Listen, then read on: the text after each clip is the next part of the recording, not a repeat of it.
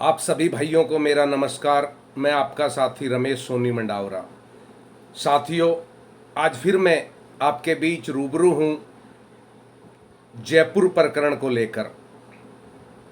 किस तरह राजस्थान जयपुर से एक व्यक्ति ने हमारे समुदाय पर, हमारे समाज पर, हमारे व्यापारी भाइयों पर उंगलियां उठाई, यह कहकर कि हम नकली सामान बेचते हैं। साथियों, वह व्यक्ति महज छपास का रोगी था। अखबार में अपना नाम छपवाकर वह वाहवाही लूटना चाहता था। वह अखबार में अपना नाम छपवाकर पब्लिसिटी पाकर अपना व्यापार चमकाना चाहता था। लेकिन उस व्यक्ति को शायद यह नहीं मालूम था कि ये अजमेर के वंशज हैं सुनार, और ये अजमेर के बब्बर शेर हैं। इन्हें जागते हुए देर नहीं लगती। और उसी का परिणाम हुआ कि राजस्थान ही नहीं अपितु पूरे देश का मेरा स्वर्णकार समाज जागा और उनके खिलाफ आवाज़ उठाने लगा। उन्हें फ़ोन कर करके उनसे पूछा कि आपने यह स्टेटमेंट किस आधार पर दी। तो जब उनके पास फ़ोन जाने लगे और उनका विरोध होने लगा तो उनकी हालत कैसी हो गई? मिम्याणी बिल्ली खंबा नोचे।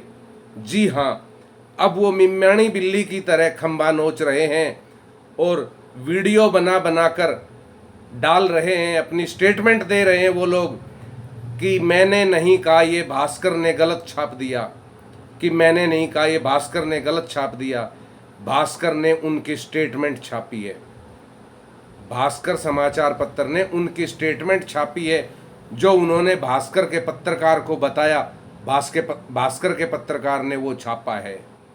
वो कैसे मुकर सकते हैं कि मैंने नहीं कहा? ये ऐसा नहीं हो सकता। भास्कर को कोई सपने नहीं आ रहे थे कि वो इस तरह की खबर छापे। आप केवल छपास के रोगी थे। अपना नाम और अपनी पब्लिसिटी आप चाह रहे थे।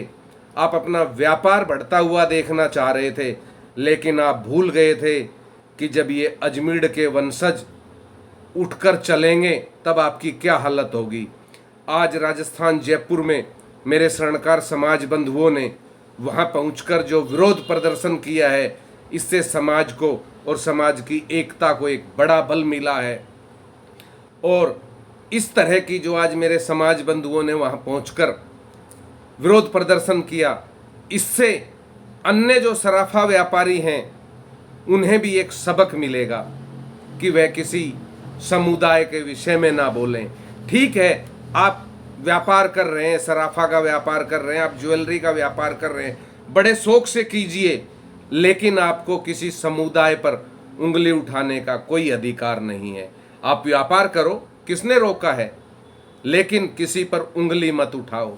और रही बात गांव देहात के दुकानदार भाइयों की, तो मैं खुलेआम फिर चैलेंज करके कह रहा हूं कि आज भी गांव और देहात में बैठा हुआ जो छोटी सी दुकान पर बैठकर काम करता है, वो ये उंगली उठाने वालों से बढ़िया क्वालिटी का माल बनाता है और बेचता है।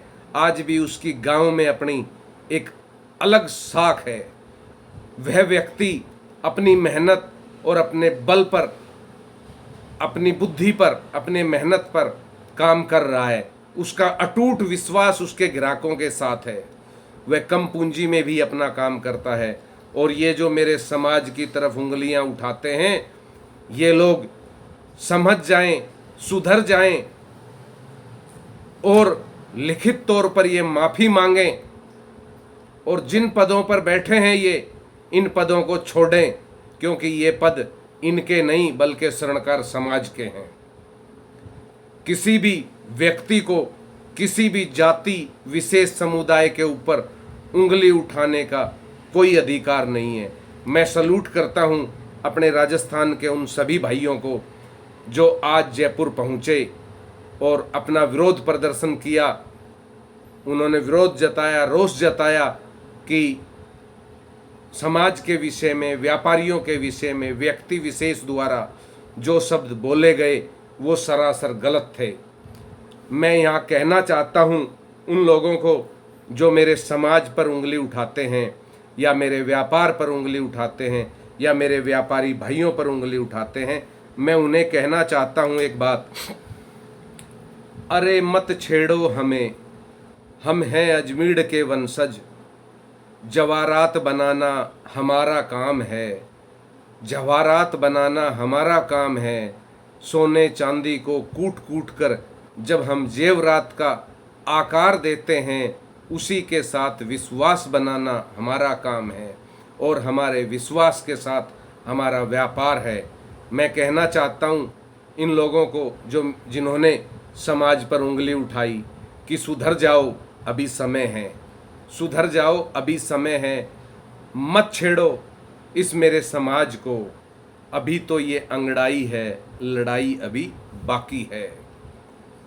जिन्होंने भी मेरे समाज पर उंगली उठाई वो लोग सार्वजनिक रूप से क्षमा मांगे और अपने इन पदों से त्याग पत्र दें। जो आदमी पद पर बैठकर ऐसे अशोभनीय शब्द बोलता हो किसी समाज के विषय में, उस व्यक्ति को पद पर रहने का कोई अधिकार नहीं है। जय हिंद साथियों, जय अजमेर साथियों।